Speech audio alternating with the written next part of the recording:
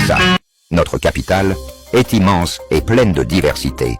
Mais combien de fois on s'est demandé quelles sont les superficies des communes de Kinshasa? Aujourd'hui, on fait un petit rappel.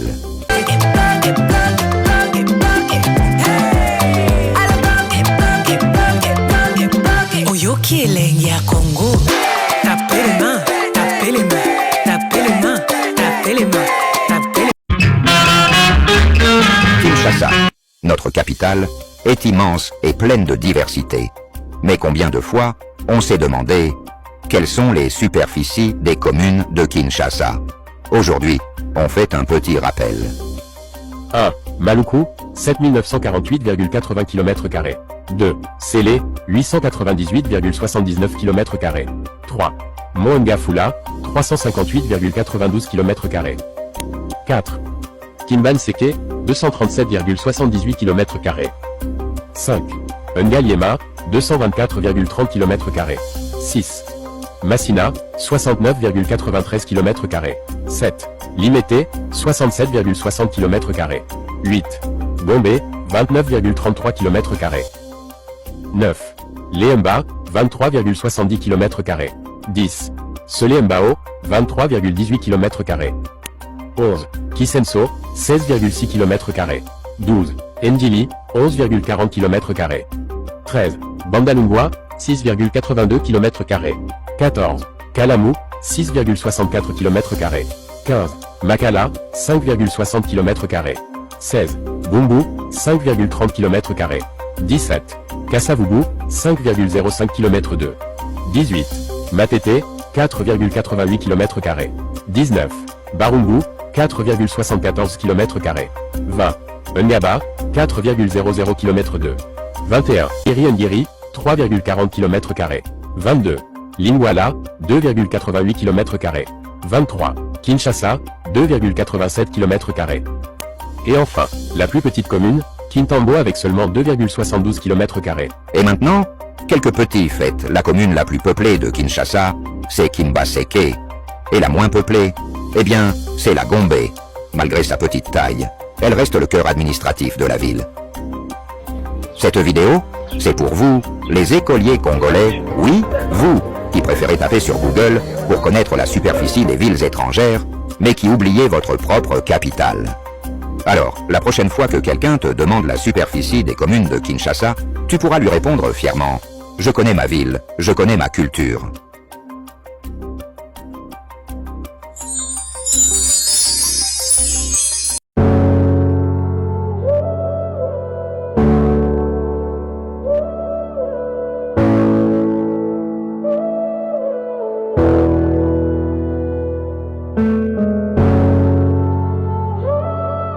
Pour tous les cœurs brisés,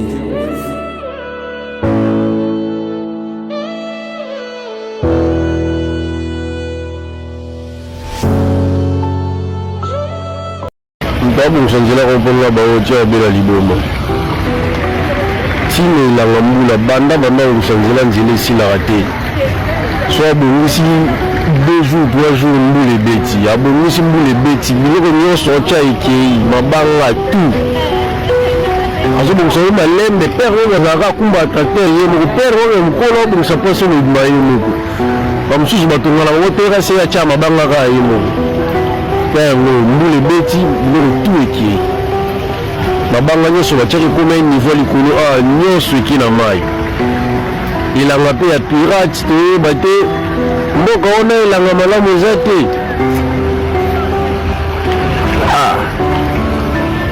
rond-point nzambe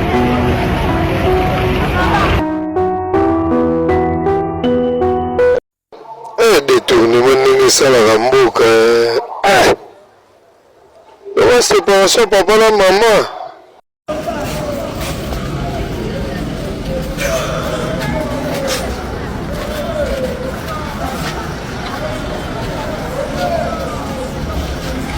Panache, hôtel de ville, Mama Yemo de l'autre côté là-bas.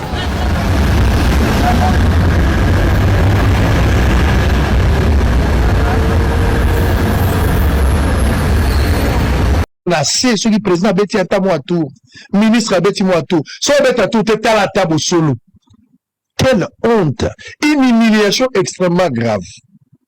L'UDPS au pouvoir. Je parle de l'UDPS au pouvoir. l'UDPS a le pouvoir à la présidence, l'UDPS a le pouvoir à la capitale.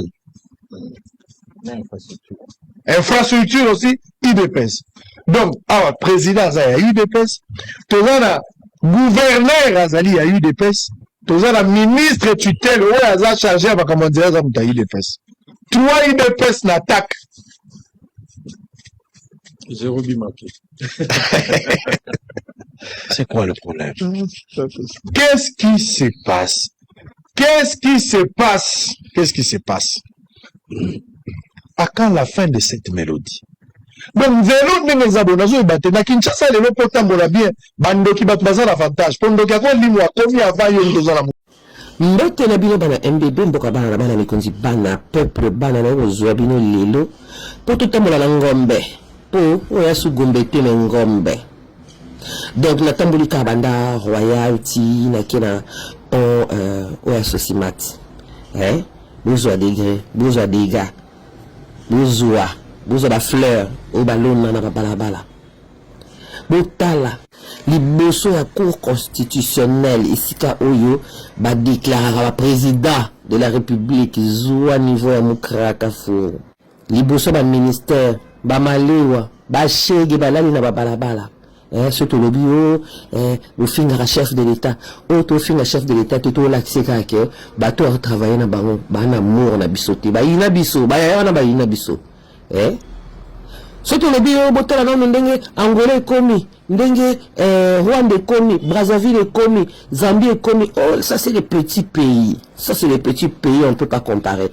Bon, surtout qu'on compare, mais ne fût-ce que Kinshasa. Mais fils Kinshasa, vraiment cause à propreté, et cause à ville moko lumière, et cause à la ville moko miroir. Bon, ce que le but Kinshasa, il est qui, mais ata Gombe. Donc Gombe zara malonga kaka et si ka président à Salaka. Et ça peut vraiment répondre à biso bana lycée bosanga to kona na Gombe. Gombe na Gombe. Donc ville yo ba komba ka so mopaya ai. To komi ko ndako ba yanzi. Oh, bana baliaka misuni kaka soki monsieur l'abbé o la diocèse ya idio faroya ndi bana bali misuni sinon te boka na matembele na Thomson Bapanza. C'est pas normal, ce n'est pas normal qu'on vive dans cet état, ce n'est pas normal na mbongo nyo se bimaka na mboko tous les jours, ce n'est pas normal. Allez, na galère on se toza nango bokamati 5 millions bokipe sa na équipe ya Monaco po bakoma visite RDC likolo ya ba mayo na bango ba ko visiter ni. Bon expliquer nga ba ko visiter ni ba visiter nzala na biso chômage na biso salité to vivre nango Congo et na nini on ba visiter mabulu oyo ba multinational ba tobola ka pona ko luka coltan ba visiter neti nini o biso mo ba congolais non to visiter biso mo to zabu to kina musée te to kina parc te to kina resika monter fleuve batonga bisika nyonso kaka na kaka ba visiter neti ni bon expliquer biso na mo ba visiter neti nini Kabakata 5 millions wana ekoke kwa seigneur plusieurs communes. Ceux qui t'ont enseigné, to banino kwa seigneur, to banino ko bongisa nanu et puis après to bengi ba payaba otalate. Comment ko tonganda ko sali toilette te ale bengi siba o sali crémaillère. Soko bato balie ba meli pa na yo, so bana besoin ba se soulager. O ko reprocher bango ki ba subi na mur. Congo mboka mobimba ba pesa mayaka na bato bazanga kingo. Ba pesa mayaka na kingo. Siko ba 5 millions wana batuni pété et là on y toko lo baso batu batuni biso en tout cas solo ko ko zamboko ko etambola liboso peuple landa la sima. C'est pas normal banda na mkan aéroport batona ba oya ba za traumatisé o kitsi ba sko na chango susu bazo ya malembe ba oyo ka somo tout tikana ba aventure ko to zona mboko sérieux to zona vraiment sérieux to vandi to commencer à marambu sérieusement pour l'avenir à bas biso tous à moi sérieux 5 millions 5 millions c'est quoi en tout cas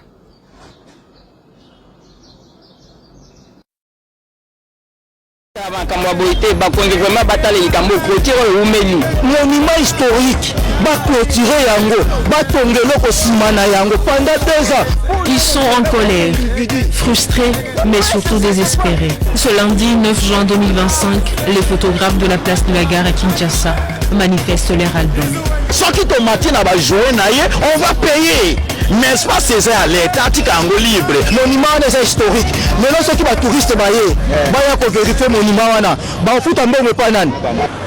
Depuis les travaux et l'aménagement du site, ils sont interdits d'accès, obligés d'attendre les potentiels clients à l'extérieur, non suffisamment adaptés pour leur travail. Pour les professionnels de l'image, la gare centrale n'est pas seulement un lieu de passage, c'est un véritable studio à ciel ouvert, une source de revenus quotidienne. Leur empêcher le libre accès, c'est les condamner à la précarité.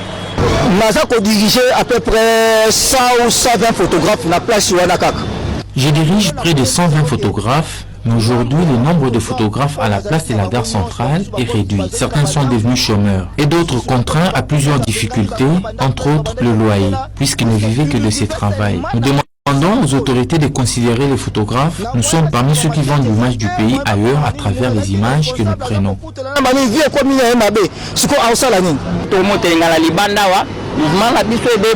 Nous n'avons plus un lieu fixe de travail ici à la gare centrale. Nous sommes dispersés et notre mouvement de photographes n'existe presque plus. Tous nos clients ont pris fuite. Que nos autorités viennent en aide, ce n'est pas possible qu'un individu vienne priver l'accès à un lieu censé être public.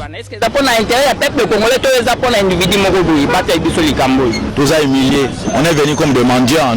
Nous sommes humiliés, considérés comme des mendiants. Je suis victime de cette situation. Chaque jour, je dois quitter Barumbu et venir à la gare centrale. Difficile de répondre à mes responsabilités, comme avant, incapable de payer le loyer. La gare centrale est mon seul lieu de survie, il n'y a pas d'emploi au pays. Nous demandons aux autorités de réagir, car nous sommes tous des Congolais.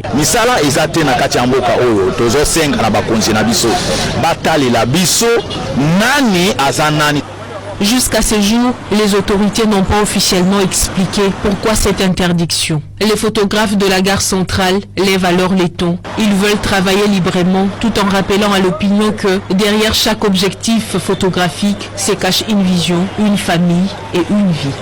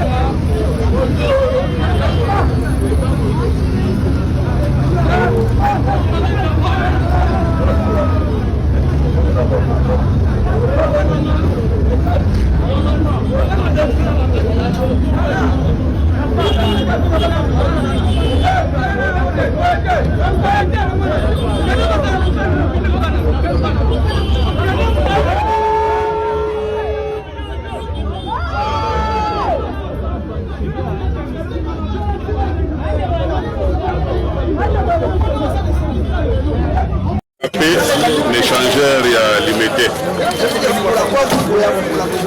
Bauti koboma chauffeur na bisomoko na kati ya société liboso lopango ya société batindaki mpona kosala recouvrement aye na mbongo ya bosoto problématique ya bosoto oyo emozotali yango bozokonsome ezota deuxième monde mais ezalaka biso mo tozogénéré yango mais toujours encadré à monter. Moi, je ne saurais pas être partout, surtout Kinshasa. Si je chargeais le bourgmestre, oui, je les charge. Mais eux aussi, ils ne sauront pas être partout. On vous a partout. Lui aussi, à son tour, il est présent par la présence de vous, chef du quartier. Mais également, vous, chef de quartier, vous êtes présent par vous, les chefs de rue. Digama Bosoto, Foutoté, mesdames. Professeur, va pour votre existence. Tu vas bien? Pardon, Bayakawa. Qui est dans l'image de l'histoire et bien dit. Et nous pensons que c'est normal. Et si vous te s'y prendre, t'es bien. On aura fait dans la ville africaine des Apéminiens. J'étais au Ghana, Nakra, na Moni, Mondis, na Balabala. Même en termes de sécurité, réel, il pose aux abîmes. Le téléphone, ils ont raté Internet, ils ont raté. Donc, vous dirigeez ce pays, ils maîtrisaient tout. Pourquoi vous savez? Parce qu'ils s'appuient sur les locaux. Là, je vois la méca, on a bien gouverne, c'est les bosses éteints. Il y a mis barré éteint, il y a mis cette. Mobutu n'était pas partout, mais on pensait qu'il était omniprésent. Il s'appuie seulement sur les locaux. Et on peut encore faire ça pour la sécurité de notre ville. Si vous voulez ce jour-là, je suis kilo. Il pose une question, on va partir à 21h, 22h. Soit on pose une initiative, la situation est en haut, pas au lobby. Il y a un tour dans le chef du quartier, tu parles là-bas à la rue. Tu vois, là-bas dans la rue,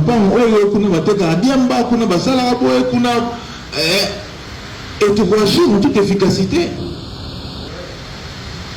Il y a une matière aux gens au niveau de la rue. Barry Martin dans le quartier, le quartier Martin dans le bourgmestre. Et ça me parvient aussi.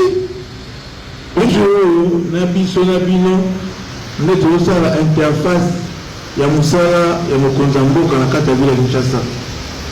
Nous avons le qui a Moussala les épaules, mais nous avons une action phare. Nous avons le Baraba et le Goto, Boucher la Momaï. Mamba prise, Boucher la Momaï. Mamba garage en désordre, on a Boucher la Momaï. D'ailleurs, je profite de l'occasion pour vous informer. Je pense qu'aujourd'hui ou demain, il y aura un communiqué qui va sortir relatif à ça. Des pas nions sur la Kinshasa. Photo le vraiment.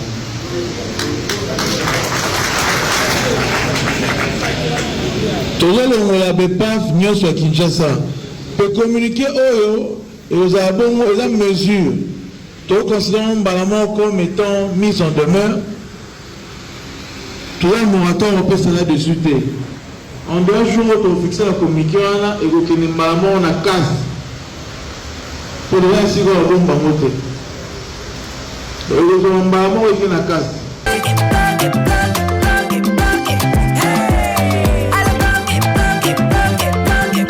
Oyoki elengi ya Congo.